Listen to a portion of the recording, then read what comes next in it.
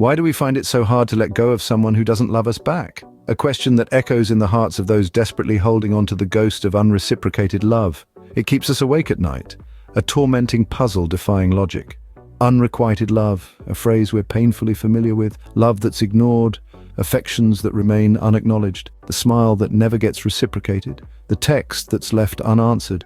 This emotional struggle is a battle between the heart and the mind, often leaving us feeling lost, defeated. Unrequited love isn't just about the one we care for not sharing our feelings. It's about the hopes, dreams, and future we've imagined. This image, supported by our body's biological substances, becomes a reinforced emotional and mental habit. At this point, it's not about wanting them back.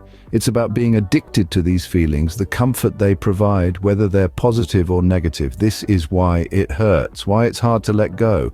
We're left wondering why it's so difficult to release someone who doesn't love us back. It's not only about the emotions, but also the subconscious values and patterns established over time.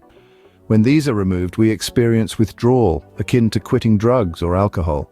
This pain of unrequited love is not just our own, it's a universally human experience.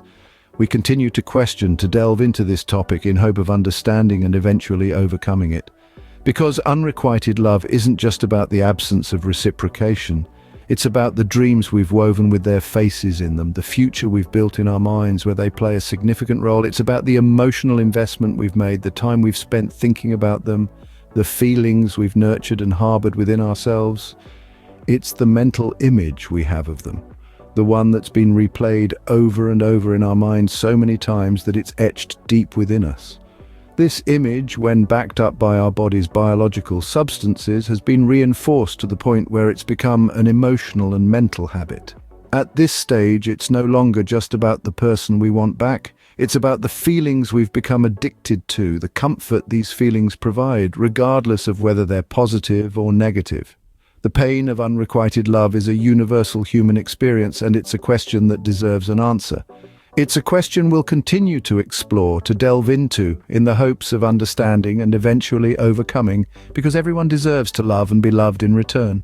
Our thoughts and feelings are interconnected, each influencing the other in a continuous loop. It's a dance of the mind and heart, a rhythm that shapes our perception of the world and ourselves. Each movement, each pirouette, each leap is a response to a thought or an emotion, fueling the other in an intricate, never-ending cycle. This dance is so deeply ingrained in us that we often don't even realize we're participating in it. It's like breathing, automatic and unconscious, and yet so vital to our existence. It shapes our moods, our actions, our interactions, and ultimately our lives. It is a dance that we participate from the moment we wake up to the moment we fall asleep, and even in our dreams. Let's dive deeper into this intricate dance. Imagine a thought, a simple idea, a memory, or an expectation that pops into your mind. This thought, like a spark, triggers a chain reaction of emotions. It could be a fleeting moment of joy, a pang of sorrow, a twinge of annoyance, a rush of excitement, a wave of nostalgia, or a surge of love. These feelings then feed back into our thoughts, reinforcing them, coloring them with the hues of our emotional state. Our mind, an ever-changing canvas, is painted with the brushstrokes of our feelings. The initial thought, like a seed, grows and evolves, nurtured by the emotions it elicits. We continuously sculpt and mold our thoughts with our feelings, much like a potter shapes clay on a wheel. This is the cycle where thoughts control feelings and feelings control thoughts. A symbiotic relationship, an endless waltz, a delicate balance of power. It's like a seesaw, a constant push and pull between the two. They propel each other, feed off each other, and in the process create the unique tapestry of our consciousness. Now, imagine being in love with someone who doesn't reciprocate those feelings. Each thought of them triggers a wave of emotions, longing, pain, perhaps even a bit of hope. These emotions become the soundtrack to your thoughts, setting the tone and tempo of your internal dance. Each memory, each glance, each word spoken or left unsaid feeds this whirlwind of emotions, creating a vortex that pulls you in deeper. These emotions then fuel more thoughts about the person, creating a cycle that can feel impossible to break. It's like being caught in a storm, with each gust of wind and crash of thunder echoing the turmoil within you. The dance intensifies, becoming a frenzied tango of love, longing, and despair. This is particularly potent when dealing with unrequited love, where the dance of thoughts and feelings can trap us in a pattern of negative thinking and emotions. A dance that can leave us feeling isolated, lost, and consumed by a sense of longing that casts a long shadow over our hearts. Our bodies play a significant role in how we react to emotional pain. The human body is much more than just a physical, it's a complex system interconnecting our physical, emotional, and psychological experiences. At the core of this interplay of experiences lie many intricate biological factors, including the production and regulation of various hormones. These naturally occurring substances synthesized within our bodies exert an extraordinary influence over our emotional state, often amplifying our sensations of love, attachment, and even the distress of loss.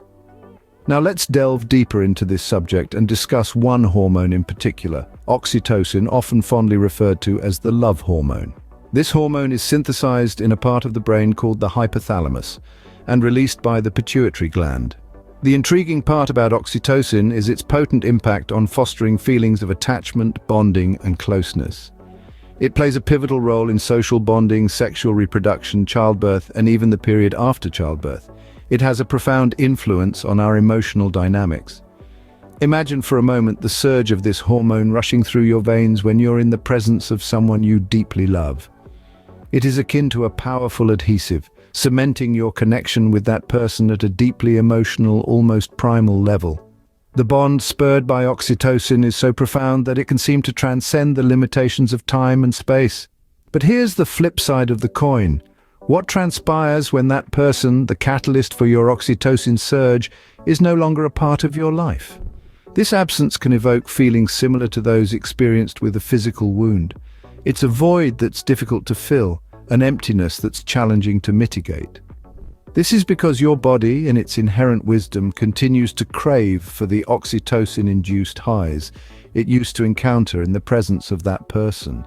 The absence of that person can feel like a physical wound, a void that's hard to fill because your body is still yearning for the oxytocin highs it used to experience.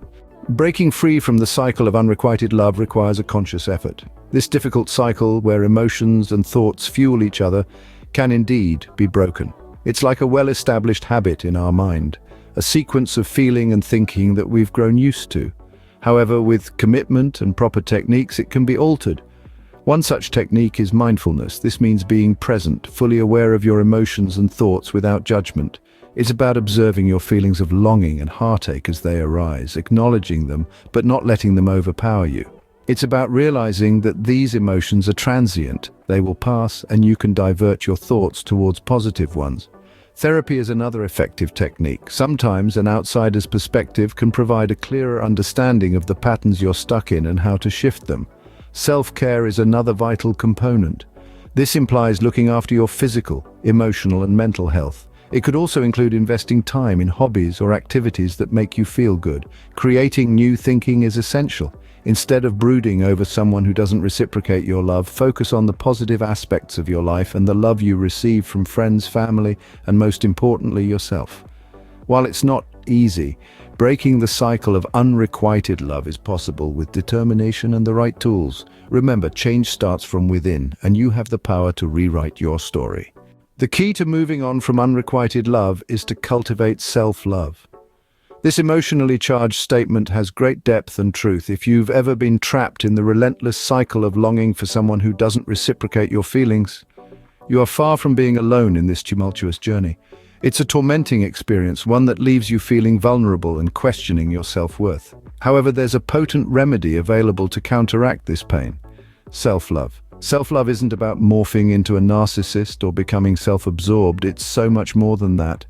It's about showering yourself with the same level of kindness, respect, and compassion that you so willingly give to others. It's about acknowledging your worth, embracing your individuality, and understanding the importance of prioritizing your needs. It's about recognizing that you too deserve to be enveloped in love. You deserve love, not just from others, but more importantly, from yourself. Remember, the way you treat yourself sets the bar for how you allow others to treat you. Therefore, it's crucial to understand and practice self-love. The key to moving on from unrequited love is to cultivate self-love.